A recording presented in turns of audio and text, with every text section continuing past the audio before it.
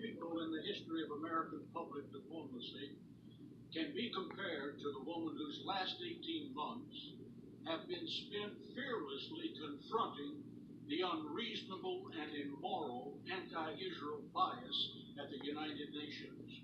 Ambassador Nikki Haley is a courageous voice of truth in one of the most misguided, hypocritical organizations in the world, the United Nations.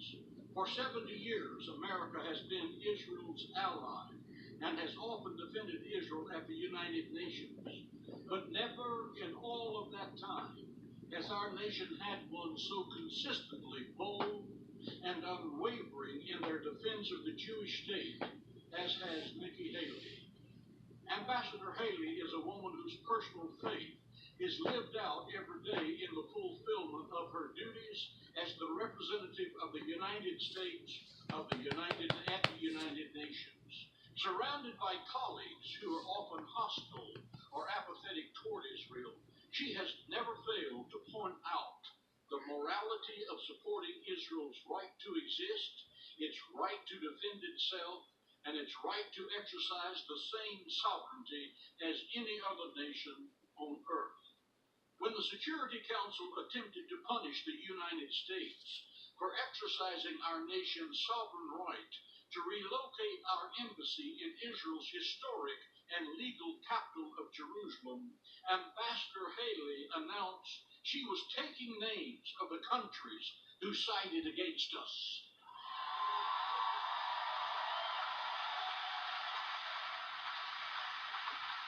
As a representative of the values of the American people and our long-standing tradition of support for the Jewish state's safety and sovereignty, Ambassador Nikki Haley has distinguished herself in the pages of history for her boldness, for her commitment to truth, and the unwavering friendship to the state of Israel.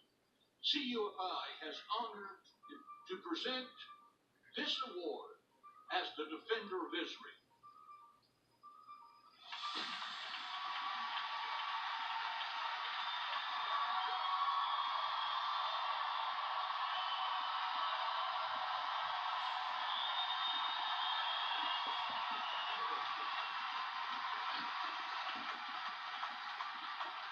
This award says, for Zion's sake, I will not keep silent, and for Jerusalem's sake, I will not remain quiet, till her righteousness shines out like the dawn, and her salvation like a blazing torch.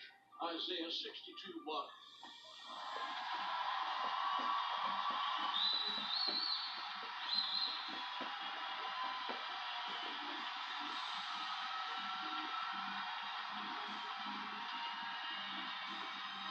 Each year, the leadership of CUFI selects the one person in America that we feel has done the most to defend and protect Israel.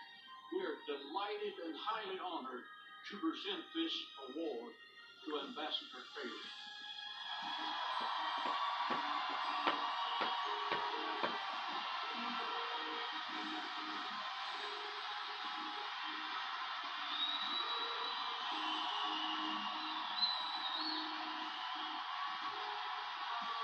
Thank you so much. I feel the love. I do. Thank you. It is my true honor to have been asked to speak with you today. Before I say anything about what I do, I want to say a few words about what all of you do. It's always a great thing when Americans use the power of their voice. What's amazing about Christians United for Israel is not just the power of your voice, it's also the importance of the cause you have dedicated your voice to.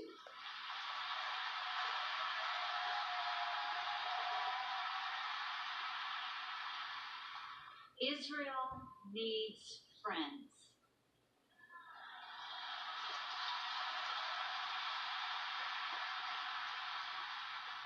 We live in a world in which anti-Semitism is on the rise. In some parts of the world, Jewish communities are enduring hate speech, harassment, vandalism, and physical violence. We live in a world in which terrorist groups and even some countries openly call for Israel's destruction. Many other countries encourage or turn a blind eye to blatant discrimination against Israel. Even here at home, there are some troubling signs. On many college campuses, the anti-Semitic BDS movement has become a trendy cause for students and professors who should know better. Standing up against this global pressure campaign on Israel and the Jewish people goes to the heart of our friendship and the heart of America. And the tip of the spear is Christians United for Israel.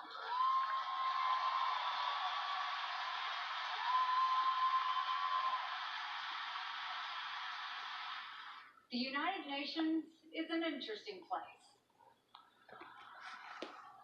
There are times when it can be a force for good.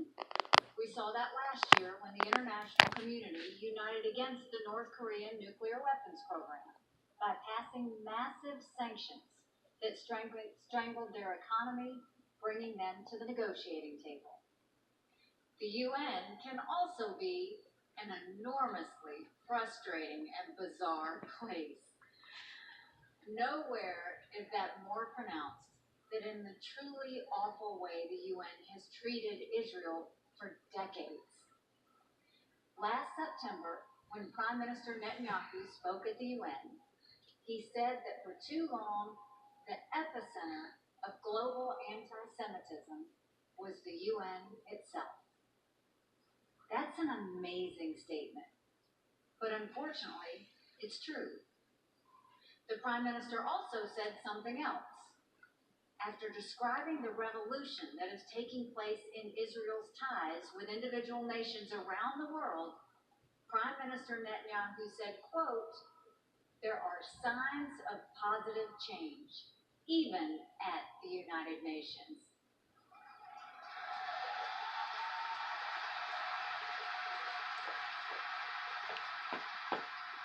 He said that positive change is a gathering force, unquote. That is also true. I'd like to describe some of those positive changes and why they're happening. Plain and simple, change comes with leadership and clarity from the United States.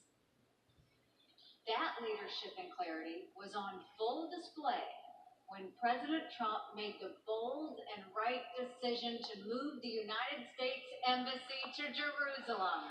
Yes.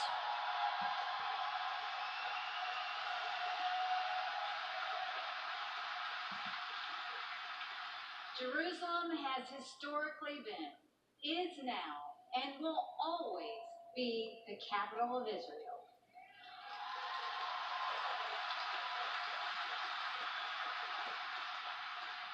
That is not something that was created by the location of an embassy. That is not something that was created by an American decision. America did not make Jerusalem Israel's capital. What President Trump did, to his great credit, was recognize a reality that American presidents had denied for too long. Jerusalem is the capital of Israel. That's a fact. Yes. And President Trump had the courage to recognize that fact when others did not. Now I have to say, our embassy decision caused a bit of a stir at the United Nations. In the United Nations Security Council, countries wasted no time in condemning the United States. They showed no mercy. But that gave me the great honor of casting my first American veto.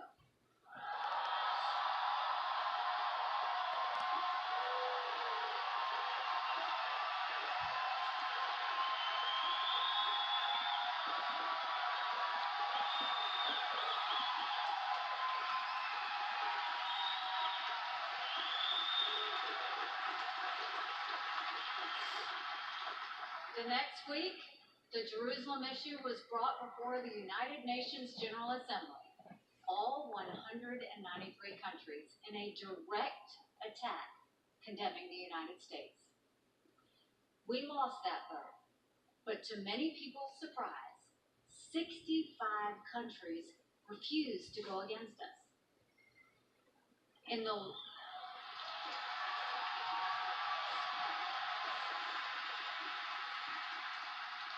the long history of the UN's mistreatment of Israel, that was a record. And we will never forget that vote. Like I said at the time, we were taking names.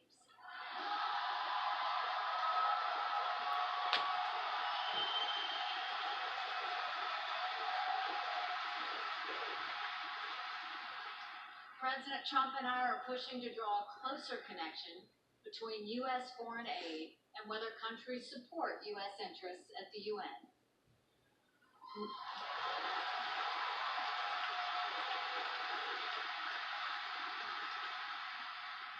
Not just on the embassy, but on all U.S. interests. UN votes should not be the only factor in our foreign aid decisions. We have many interests that go beyond the UN, but they should be one factor, and we are determined to make that connection.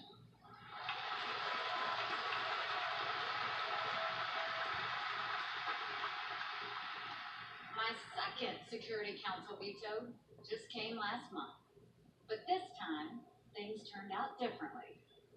You have all seen the recent violence at the Gaza border. The people of Gaza live in miserable conditions. They deserve a much better life than what is imposed on them by Hamas. We respect everyone's right to peacefully protest, but no one should be fooled about the role of Hamas.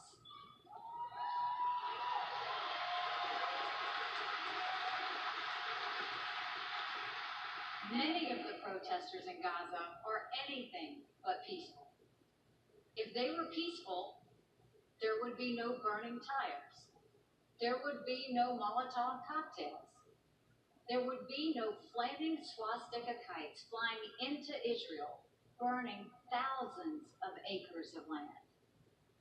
And of course, if this was a peaceful movement, there would not be hundreds of rockets fired from Gaza into Israel. Like any country would do, Israel has responded to the violence at its border. What is so stunning is the international reaction to all of this. Think about it. If there were tens of thousands of people looking to attack your border fence, and you had a terrorist group providing guidance on how best to kill innocent civilians inside your country once the border fence was broken, what would you do? What would the United States do? What would any country do? When I heard country after country in the UN Security Council hypocritically standing in judgment of Israel, I spoke out.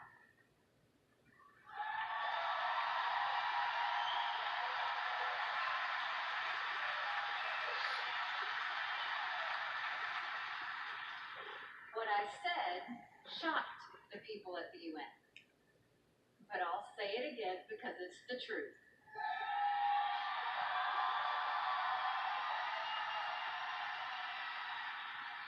Israel has acted with more restraint than just about any other country would under those same conditions.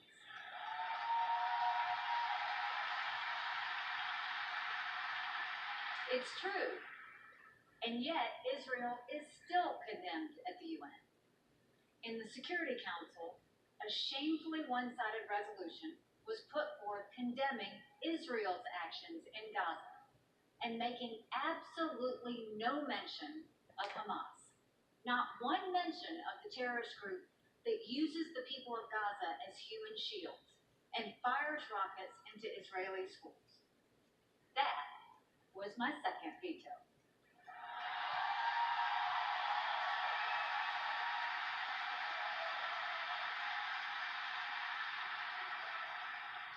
But when this nonsense was brought to the General Assembly, this time we had a different strategy. We went on the offensive and offered our own amendment that called out Hamas as terrorism. Now that might not sound revolutionary, but consider in the history of the UN General Assembly, there has been over 600 resolutions on the Israel-Palestinian issue alone, and not one of them has ever mentioned Hamas. Not one in 600. It's very important to me that we represent truths and reality at the UN, even if it makes other countries uncomfortable.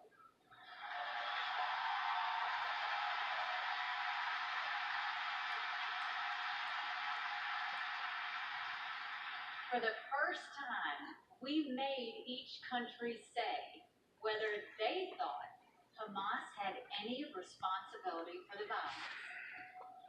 For the first time, we named names and identified the real source of the conflict in Gaza.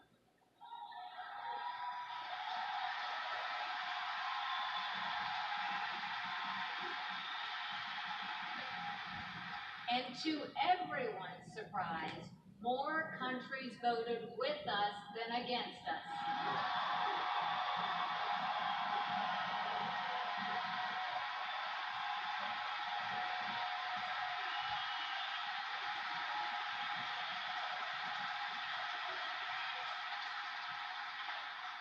That sent shockwaves through the General Assembly. Everyone was shocked. Let me tell you, it's a new day at the UN.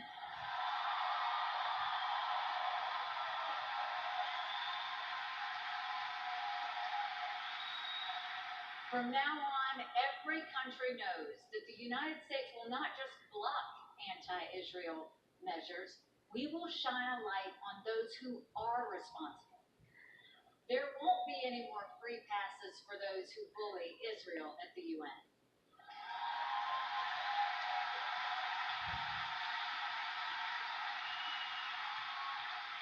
As this example shows, sometimes we are winning at the UN through persuasion, but there are other times when we just have to say, enough is enough.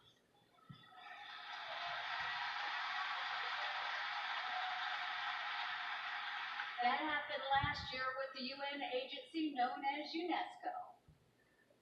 Among many other ridiculous things, UNESCO has the outrageous distinction of attempting to change ancient history. UNESCO declared one of Judaism's holiest sites, the Tomb of the Patriarchs, as a Palestinian heritage site in need of protection from Israel. That was enough. 10 months into this administration, the United States withdrew from UNESCO.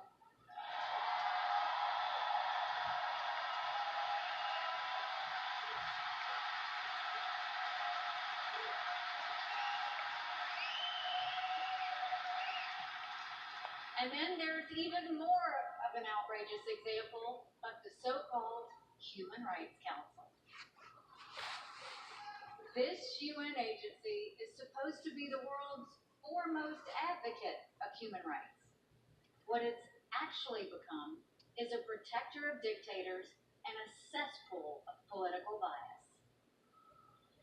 The corruption of the Human Rights Council goes way beyond Israel.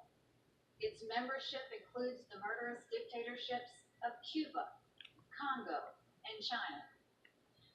Human Rights Council reports have described the brutal regimes in Syria, Sudan, and Russia as, quote, get this, victims of Western sanctions, unquote. Not only did the UN elect the regime of Venezuelan dictator Nicolas Maduro to the membership of the Human Rights Council, but the council rolled out the red carpet for Maduro to address them in a special assembly. His propaganda speech was met with a standing ovation. So we don't even need to talk about Israel to conclude that the Human Rights Council is a sham.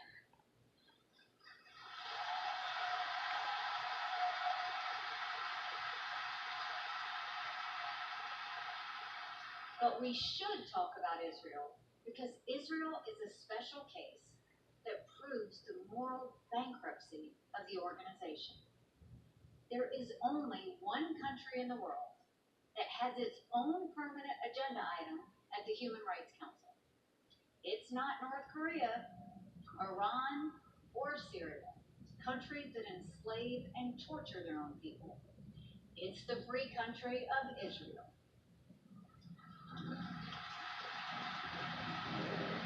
But it's even worse than that. Agenda Item 7 doesn't just single out Israel for consideration. Agenda Item 7 prejudges Israel's guilt. It is a political weapon used against Israel, regardless of the actions it takes. It is meant to condemn Israel's very existence as a human rights abuser. It is a moral abomination. A little more than a year ago, I went to Geneva and told the Human Rights Council that we expected changes in order to justify America's continued participation.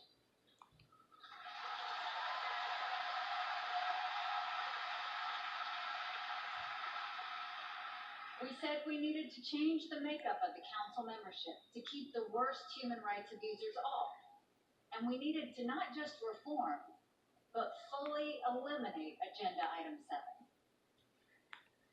Dozens of countries told us they agreed with us, but they only told us that behind closed doors.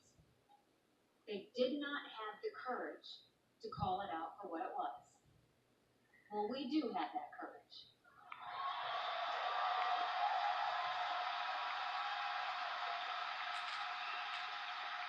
And more than a year of efforts to change the Human Rights Council, we saw the writing on the wall, and the United States withdrew.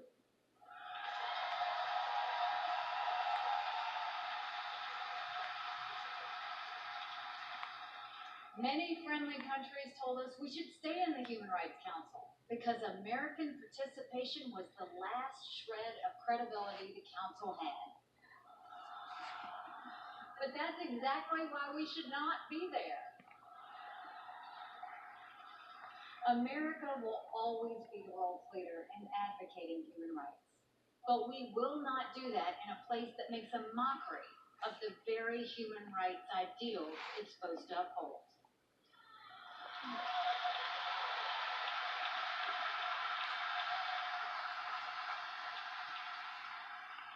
That brings me to a larger point. The Nobel Peace Prize winner and leading documenter of the Holocaust, Elie Wiesel, said and wrote many profound things in his lifetime.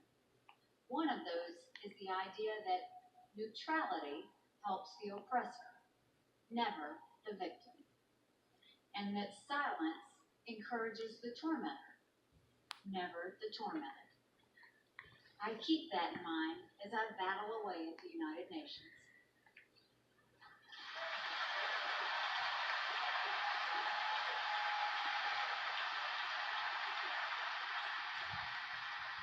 At the UN, some well-meaning countries are constantly in search of consensus. They frequently invoke the principle of neutrality. At times, there is virtue in working together with other countries to form consensus. But that principle can be taken too far, and it often is. The United States has no moral duty to be neutral between right and wrong.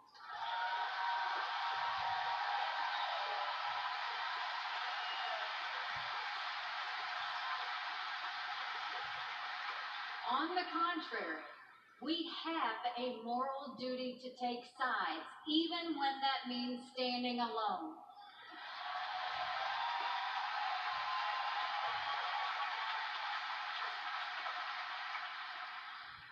Being silent has never been something I was good at.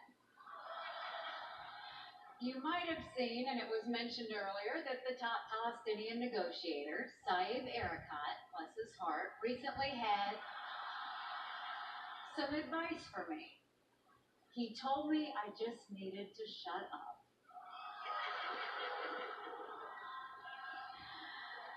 I responded by saying, Mr. Erekat, I will always be respectful, but I will not shut up.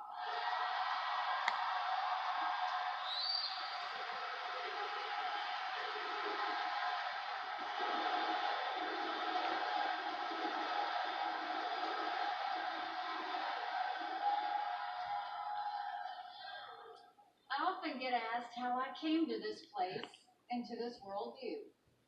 I just believe what I believe. I have always been a person of deep faith. No, I am not Jewish, even though that surprises some people. I was not raised as a Christian either. 20 years ago, my faith journey brought me to Christianity, where I have found strength in my faith and trust in my heart.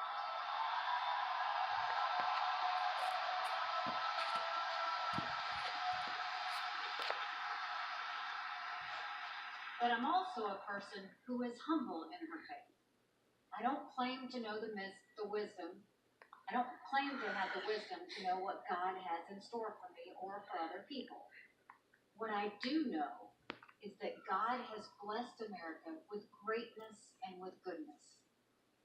And I know that in the dangerous world we live in, it is absolutely critical for America to stand up and have the backs of our friends, and to stand strong against those who would do us harm.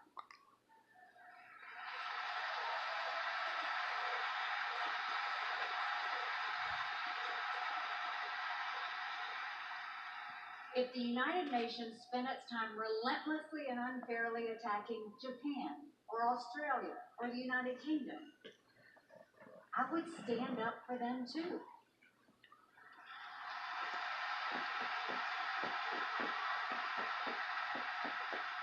I would do that because they are America's friends, and it's the right thing to do.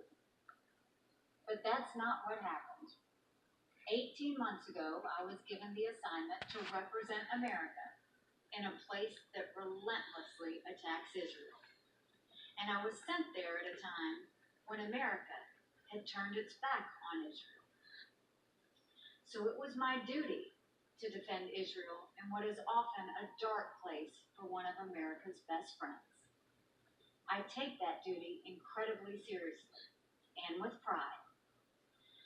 In one of my first meetings at the UN, I called on the Israeli ambassador, Danny Janone.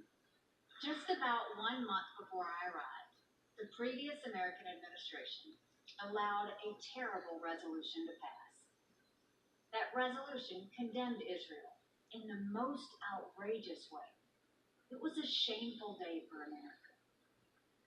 So when I arrived, I assured the Israeli ambassador that on my watch, that would never happen again.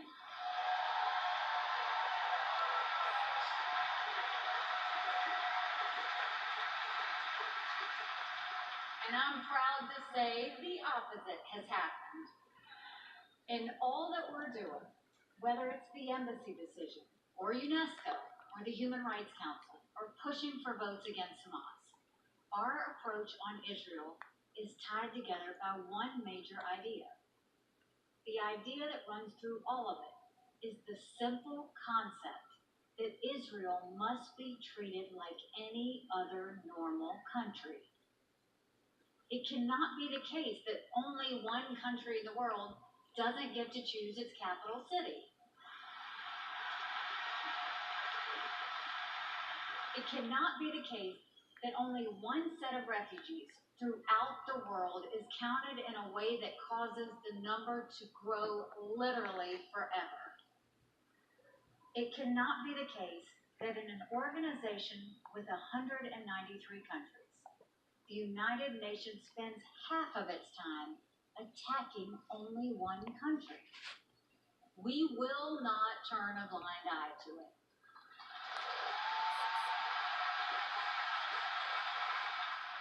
Our demand for fairness for Israel is actually a demand for peace. The UN's bias against Israel has long undermined peace by encouraging an illusion that Israel will just go away. Israel's not going to go away.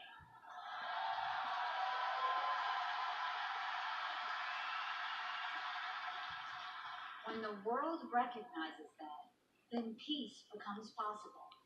It becomes possible because all sides will be dealing with realities, not fantasies. Fantasies encourage absolutist demands. When realities are accepted, then compromise becomes possible. When the reality of Israel's existence is accepted, both sides will become free to achieve a durable peace. With your help, and believe me, your help is critical, America will continue to stand with Israel. Yes.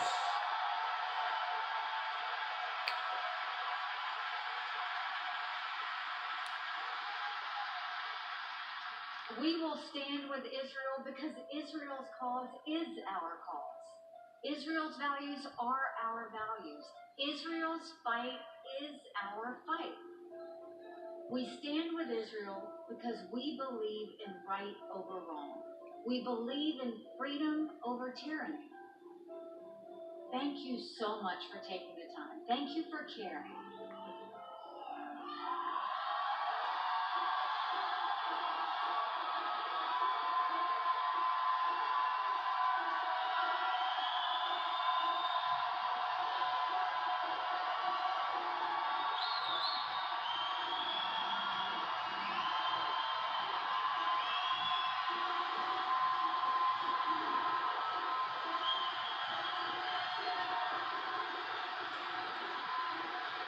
You guys, I'm just trying to survive this job.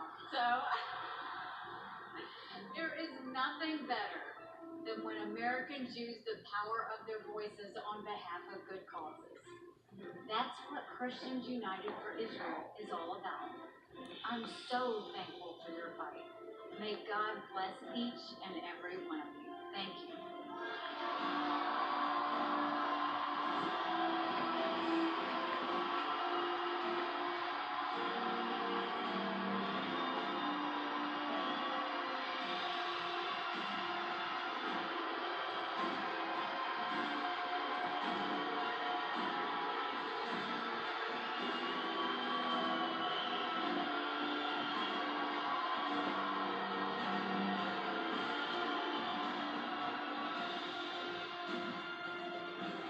Folks, the Kufi Washington Summit is now in the books, and what a night it was. A message of moral clarity from Ambassador Nikki Haley for such a time as this. You heard the one and only Pastor John Hagee, Kufi's founder and chairman, say full steam ahead. This U.S.-Israel relationship has never been stronger than it is right now. God was moving in this hall tonight among thousands of Bible-believing Christians, and God Almighty is moving among his land, Israel, and among his people. The best is yet to come. So, from the 13th annual Kufi Washington Summit night to